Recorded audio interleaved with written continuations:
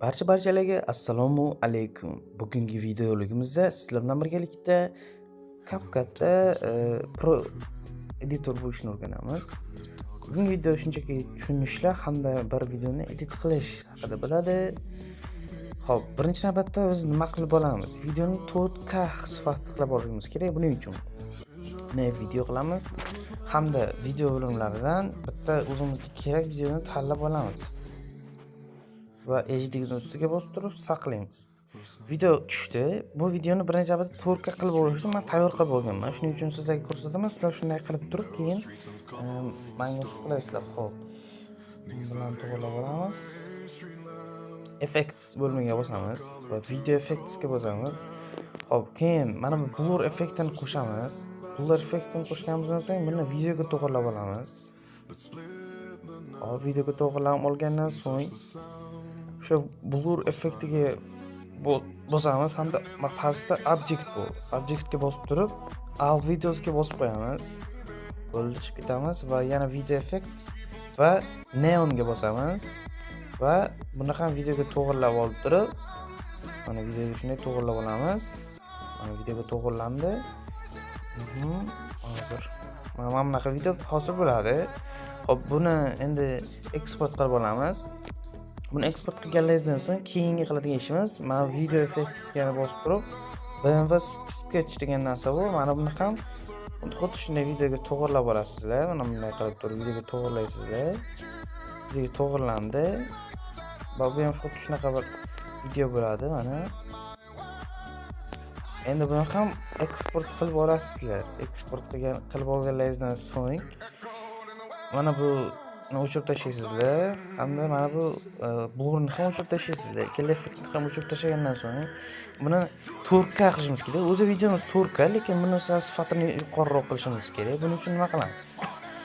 Xullas, hamma narsadan chiqib ketamiz. Hamda pastda overlay degan tugma bor. Bunga bosamiz.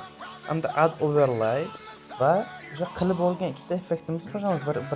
Birinchi navbatda mana bu effektimizni qo'shamiz. HD ga bosib turib buni tagiga qo'yamiz. Xo'p, birinchi navbatda buni to'g'rilab olishimiz uchun biz nima qilishimiz kerak? Xullas, hozir. Mana bu o'sha ramkani videomizni ana shuni to'g'rilab olishimiz kerak. Buning uchun mana bu 96 ga olamiz videomizni va videoga bosib turib buni kattalashtiramiz. Bosib turib va o'sha overlay yana tugmasi orqali boyagi videoni qo'shib olamiz. Qo'shib olganimizdan so'ng videomiz tushdi. Xo'p, buni endi biz qanday to'g'rilab olishimiz kerak? Bu yoqni to'g'rilab olamiz. Xo'p. Endi buni to'g'ri tushgani haqida o'zimiz bilib olishimiz kerak. Buni qanday qilamiz? Mana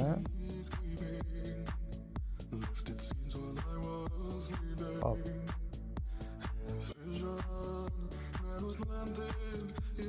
Hop.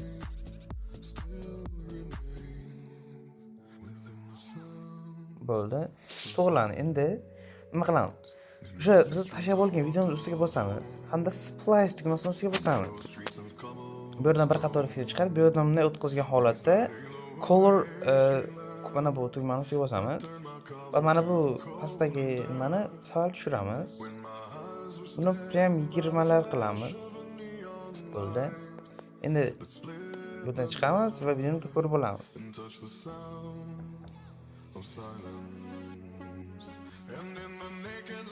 Bo'ldi. Endi keyingi effektimizni ham qo'shishimiz kerak. Mana bu effektimiz. Va bu effektimizni ham videoga to'g'rilab olamiz.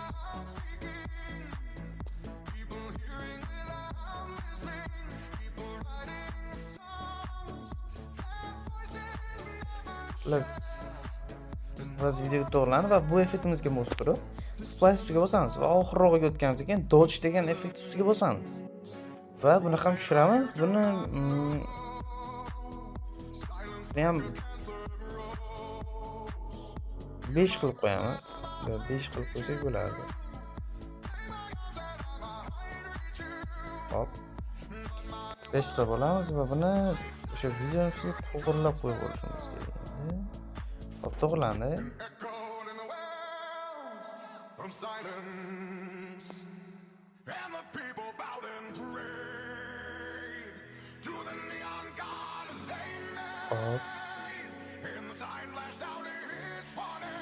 Hop, videomiz o'zi 4K bo'lgani uchun tushmadi. Hop, buni endi yana bosib olamiz. Splice-ga bosib turib boshqa effektlarni ham olib chiqamiz. So'ng soft. Hop, soft qo'yib olamiz, chunki videoning o'zimiz 4K, shuning uchun tushmayapti. Softni tushiramiz. Buning uchun 5 xil bo'lsak bo'ladi buni. Soft o'zi 5 xil bo'lsak bo'ldi. Hop, endi videoni qo'yib olamiz. Endi yana bitta qiladigan ishimiz, mana bu videolarga bosib turib, bu kumellar o'chirib chiqishimiz kerak. Ya'ni videoning ovozidan o'chirib chiqishimiz kerak, chunki bir-biriga xalaqit berish mumkin. Ko'rishlar mumkin, videomiz ancha tiniqlashdi sifatini ko'rishlar mumkin. Agar videolar 4K bo'lmasa, bundan ham sifati tiniqlashadi. Ya'ni men bu o'zi videom 4K bo'lgani uchun sifati unchalik bilinmaydi. Endi keyin qiladigan ishimiz nima bo'ladi? Hop, adjust to'g'laymiz. Birinchi o'zimizni asosiy videomizga bosamiz. Hamda bu yoqqa o'tkazganimizdan so'ng adjust degan tugma bor, mana. Ustiga bosamiz va birga ketib men ko'rsatganini to'g'ri chiqasizlar. Birinchi tugmani, ya'ni bridges degan tugma bor. Shuni ustiga bosib turib 3 qilamiz buni. Va ikkinchisiga bosib turib yana o'sha ketma-ketlikda 3 qilamiz va keyin saturation tugmasiga bosib turib 3 qilamiz buni ham. Va keyingilar mana bu mana shu 3tasini qilganimizdan keyin mana sharpen degan tugma bor. Buni 100 qilamiz va keyingisiga o'tib turib, highlights o'sha tugmasiga bosib turib, ko'rsatuv tugmasiga bosib turib, buni ham 3 qilamiz va shadowsni ham 3 qilamiz. Hop, bo'ldi. Endi bu yerdan chiqib ketamiz. Boshqa ish qolmadi. Mana ko'rishlar mumkin, videomiz ancha tiniqlashib qoldi. Chunki bu 4K video bo'lib qoldi. Hop, endi boshqa qiladigan ishimiz qolmadi bu yerda, chunki biz videoni sifatini yaxshilab oldik. Keyingi etapimiz esa buni bu videomizni bu videomizni endi edit qilishimizga keldik. Unda boshladik. Buni eksport qilib olamiz. 1080 ga 50 qilib turib eksport qilib olamiz. Ko'p ketdi. Hozir mana 1080 va eksport. Buni eksport qilib olamiz. Hop, 4K videomiz tayyor bo'ldi. Endi donni bosamiz. Hamda New Project, ya'ni New videoni ochib olamiz va o'zimiz hozir yasagan 4K videomiz ustiga bosamiz. Ko'rib olishingiz mumkin, 4K formatda chiqqan, ya'ni tiniqroq va biz HD qilib turib saqlab olamiz va bu videoni ko'rishingiz mumkin. Men qolajalarni bunday qilib ko'rsataman. Biz video yasab oldik. Endi navbat edit qilish. Bunga qo'shiq topib olamiz, audioga bosamiz. Sound. Hamda bunga qo'shiq olib olamiz. Men tayyorlab olganman oldindan va buni men qo'shib olaman. Hop. Hop, buni qo'shamiz.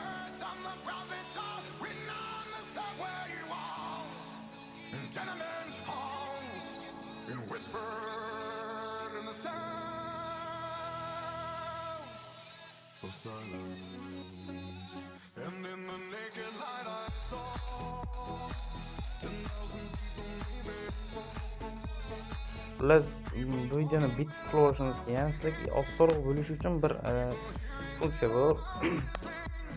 Qo'shimchaga bosamiz va oxiriga o'tib turib, backtisga bosamiz. Va auto generatorga bosamiz. Ular avtomatik sizlarga bit qo'yib beradi. Bit nimaga kerak? O'sha videoni bu videodan u videoga o'tadigan qismini to'g'rilash uchun, ya'ni o'sha qo'shiqqa moslab to'g'rilash uchun kerak bo'ladi.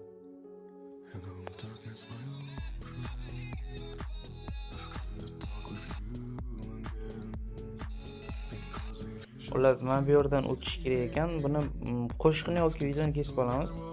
Xullas, videoni to'g'rilab olsak bo'ladi. Videoni mana shu joyidan kesamiz. Va mana shu joyini kesib olamiz. Ya'ni shu Sonic kelish joyini kesib olamiz. Va mana bu ikkinchi bitgacha olib o'rtirib, buni ham tuzamiz va shu tariqa o'sha Sonicni har xil joylarini kesib chiqamiz. Buni biz tezlashtirib boraman. Bu juda ko'p vaqtni oladi. Xullas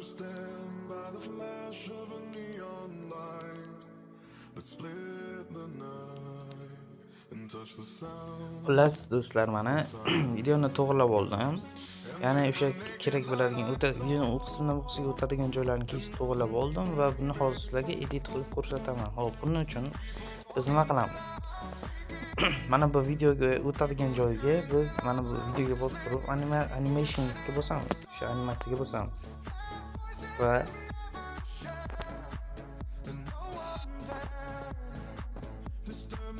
mana bu animatsiyaga bosib turib 0.3 sekund qilamiz. Ya'ni kollision degan animatsiya. O'zingizga yoqqan animatsiyani qo'yib olishingiz mumkin.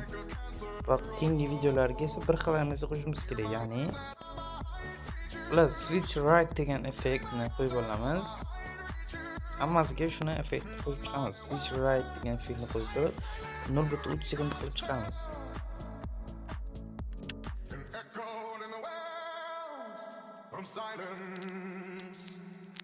Va hammasiga switch right effektini qo'yib chiqqanimizdan so'ng bularni endi to'g'rilab chiqishimiz kerak. Ya'ni o'sha birinchi videoni ustiga bosamiz va birinchi oldiga bitta keyframe qo'yamiz va orqa-rog'iga bo'lib turib yana bitta keyframe qo'yamiz. Xo'p.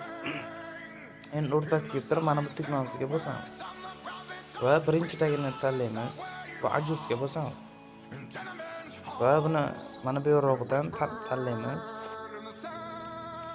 Mana bu yorug'idan tanlaymizda bunga add breadth qo'yamiz va bu yerni mana bundayroq qilib turib to'g'rilab qo'yamiz.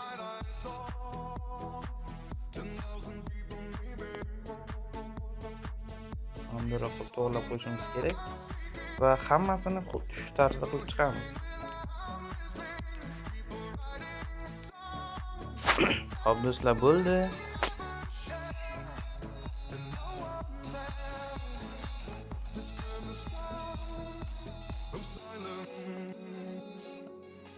Xo'p, endi ko'rayotgan bo'lsalaringiz, mana bu yonidagi kattalashtirgan narsalari chiqib ketyapti. Endi buni to'g'rilashimiz uchun nima qilamiz? Boshiga boramiz va bu yerga overlay qo'shib olamiz. Overlayga bosganimizdan keyin photos, bizga endi qora overlay kerak bo'ladi. Qora overlayga bosamiz, easy sifatida qabul qilib olamiz. Hamda buni videoning oxirigacha olib boramiz. Outroni keyingi videolarda tayyorlashni o'rgataman. Hozir esa biz faqat mana buni to'g'rilab olishimiz kerak. Xo'p, mana qo'ydik. Endi bu mana bunday qilsalaringiz ham bu chayqovni qimillagani sezilmaydi. Endi yana bitta overlay qo'shib olamiz va yana shuni import qilamiz. Va bo'ldi. Buni ham import qilib oldik. Endi buni hop pastroq tushirib, mana pastroq to'g'rilab qo'yamiz. Qo'ydik, bo'ldi. Endi ko'rib olamiz.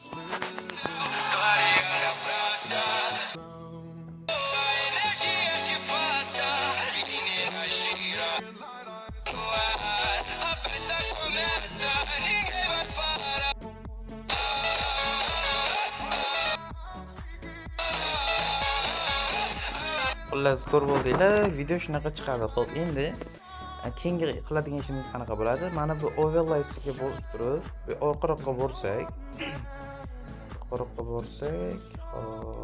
layer chiqadi. Layer ustiga bosamiz va hop, bu yerdan emas, mana bu videoni ustiga bosib layer qilar ekanmiz. Xullas,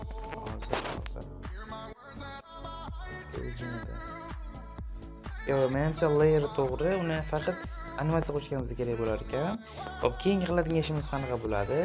Mana bu videoga o'tish jarayonini biz to'g'rilab qo'yishimiz kerak. Ya'ni birinchi videoda anaqa qilib turib, mana bu joyiga bir mana bunaqa effekt qo'shamiz. Biz uchun overlayga bosamiz. Mana bunaqa rasmlar mavjud. Bunaqa rasmlarni men albatta Telegram kanalimga yozib qo'yaman. Telegram kanalimda opsiyasida bo'ladi. Hop, o'zimga bir kerakli o'sha overlayni olaman, HD sifatida saqlayman. Bu nima uchun kerak? Mana bu videoni yaxshiroq nima qilish uchun va bunga nima qilamiz? Effect splice effektini overlayga bosib qo'yamiz. Bo'ldi. Tayyor. Endi buni nima qilamiz? Kichikroq olishimiz kerak. Buni adashmasam kichikroq qilib qo'ysak ham bo'laveradi. Buni overlayda endi mana bu pastdagi tepadagi overlaylarni pastroq tushirib qo'yamiz. Ustiga ustiga bosib tursak o'zi pastga tushadi. Bunday qilamiz. Pastga bosib qo'yamiz va mana bu tepaga chiqarib olamiz. Va pastdagi o'sha overlayni olib turib ko'taramiz tepaga. Va ana endi layer qilib qo'ysak bo'ladi. Misol uchun mana layer va o'zi to'g'ri ekan. Mana bu birinchidagi overlay tepada turishi kerak va qolganlari orqada turadi. Keyin buni bunday qilib qo'ysak ham bo'ladi. Buni mana bu ikkita overlayni tepaga oldiga o'tkazib qo'yamiz. Chunki bular asosiy overlay va orqasida turishi kerak. Endi bu overlayni to'g'rilaymiz. Bu overlayni mana bu yerga olib kelib qo'yib, prosta tak qo'yib qo'ysak bo'ladi. Ya'ni videodagi effektda salgina boshqacharoq bo'ladi. Endi videoni eshitib turgan joyda har xil joylarga shuna qo'yib chiqamiz. Xuddi mana shu joyga.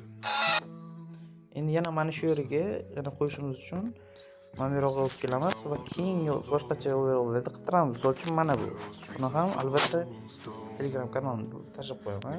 Hop, qo'yamiz va overlayga bosamiz. Yaxshi. Keyin esa buni o'zini 2 sekund qilib olamiz. 2 sekund qilib oldik. Endi mana bu ham xuddi shunaqa bir effekt berdi, ko'rdinglar. Keyingisiga yana shunaqa uchinchisini qo'yib chiqamiz. Va mana bu yerga ekan bitta. Va bu yerga ham bitta overlay saqlab olamiz. Keyingi overlayimiz mana bu misol uchun. Hop, mana endi buni ham xuddi shunaqa kattaroq qilib turib, splice bilan overlay qilib qo'yamiz.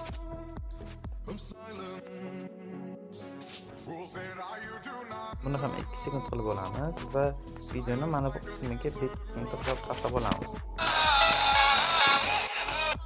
Hop, bu ham bo'ldi. Endi keyin qiladigan ishimiz mana bu ikkita overlayni layer qilib qo'yishimiz. Ya'ni hammasini layer qilib qo'yishimiz kerak.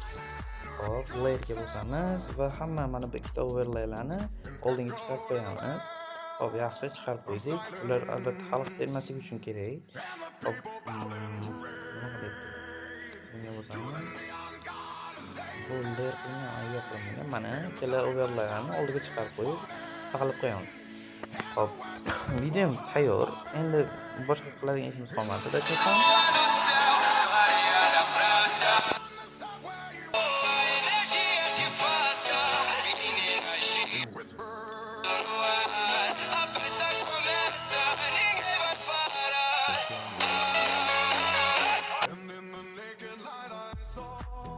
hop do'stlar, bo'ldi, qo'yib bo'ldik hammasiga. Endi buni ko'ramiz.